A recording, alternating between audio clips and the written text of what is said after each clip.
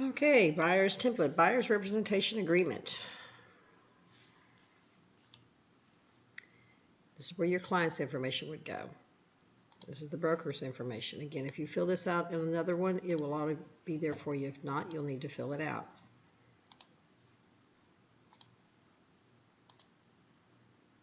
This makes it very helpful whenever you don't have to do it.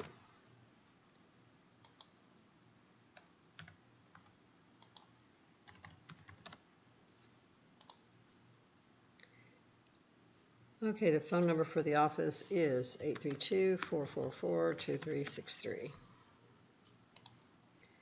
Okay, when you come down into this, the market area is the first thing you need to fill out. You cannot put, and you'll leave this blank on your templates, but when you fill this out for a buyer, you cannot put Houston and surrounding areas. That is too general, and it would not hold up in a court of law.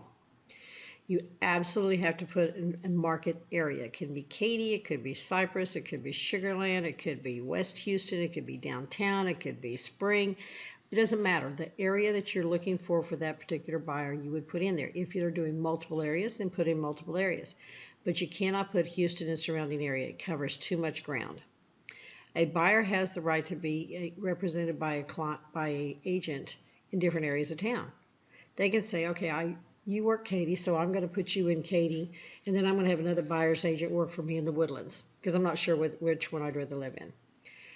They may not do this intentionally to limit your ability to earn an income, but they may have already signed up someplace else and then realized that, maybe they'd rather look in Katy. So they think they're being generous to you as an agent by not forcing you to drive so far to go show them houses. So when you meet somebody, you need to let them know that, I'm available wherever you need me to go. And if you tell them that, then you can say, what areas are you interested in? You write that on the contract there that shows them that you are available and you're binding yourself to them. Okay, we're going to scroll on down to if it doesn't auto-populate on this one, you'll need to fill that in. If it is a relocation, you need to know that, because some relocations are charging as high as 49% of the commission back. So you need to be aware of that. I've done several relocations. They started out with 35%, then they went to 39%, and then they went to 45%, and now they're at 49%. Won't be long till they won't want to pay us at all. But at any rate, they need to tell you that. Now, if they say that they're coming into town and the company's transferring them, but they haven't gotten any information on a relocation company yet, fine. I've worked with one deal where I found out ahead of time. I started working with the clients moving in. And then when they came in, they were assigned to Cardis. And so I had worked with them before, so I got in contact with them and told them that I was working with this client. And they approved me again, and they took the commission. A friend of mine also worked with a company that she was working with somebody coming in from overseas, and they had contacted her first. And she, when the relocation company contacted her, she showed proof of a buyer's rep that she had signed prior to them being assigned to the relocation company, and she did not have to give up her commission. I wish I had known that. You now know that. So it's very important when they're moving, if they're being relocated, that you know, have you been assigned to a relocation company first? Or if they have, put the information in there so you're already aware and you know. If they haven't, get them to sign this and you can protect your commission. Intermediary, you want to mark that because we do. Now you have maybe explained to them what an intermediary is so that they understand that if they say no, they do not want an intermediary, no one in the office can show them, you can't show them any listings that are in the office. And as we grow, we could have sizable number of listings and they wouldn't have access to any of them if they did not want to do an intermediary. You want to scroll on down to commission. We ask for 3% in this office. If it's a lease, we ask for 50%.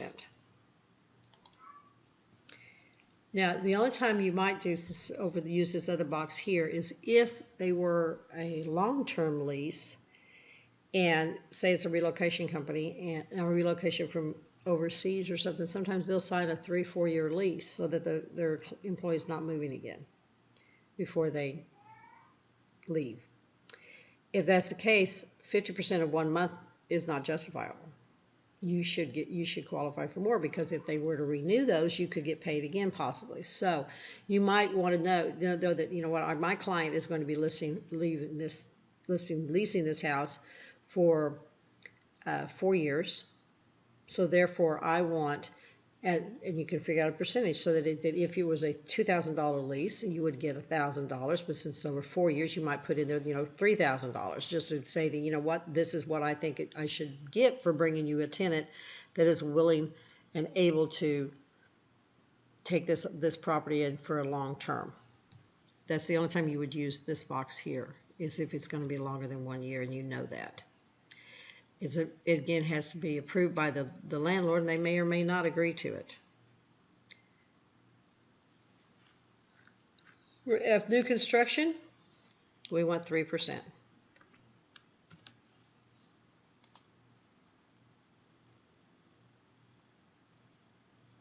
We don't get commissions from service providers. The broker, we don't do that in this office.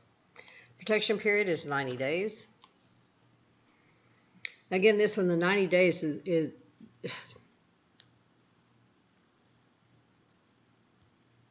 means that if you showed the client a property and they are no longer working with you, and they go back and they lease or buy this property, you can still get paid.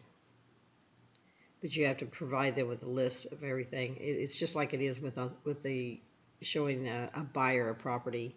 I mean, showing a seller, if the seller terminates their agreement with you, and you give them a list of everybody that's seen the property, you can still possibly get paid your commission if that one of those people come back and purchase or lease the property. We are in Harris County, so that's Harris County is what we go in there. We do the information rep broker services. We add the information concerning property insurance. We add the general information notice to the buyer. We do, if it is older, we need to add the lead-based. Flood hazards, that's something that they need to be aware of, that there are areas of Houston that flood that may not even be in the 500-year floodplain, and they still could flood. So they need to be aware of the flood insurance. So when they actually do buy a property, that shouldn't even be a second thought. If they own a property in the Houston area, they need to have flood insurance. Even if it's not in the 100-year or 500-year floodplain, these storms can come through and they can flood areas that have never been flooded before, because we've got a lot more concrete in this country, in this city, than we ever had before. And anywhere there's concrete or buildings or houses, water can't be absorbed. So it has to run off someplace. So make sure that they get flood insurance. And for your protection, get an inspection. Those are all added. Nothing is special provisions unless you have permission from me, ever. That's the one thing that can get us in trouble and cause lawsuits. And then you want to come back down and put the broker, my license number, your information in here, and we're done.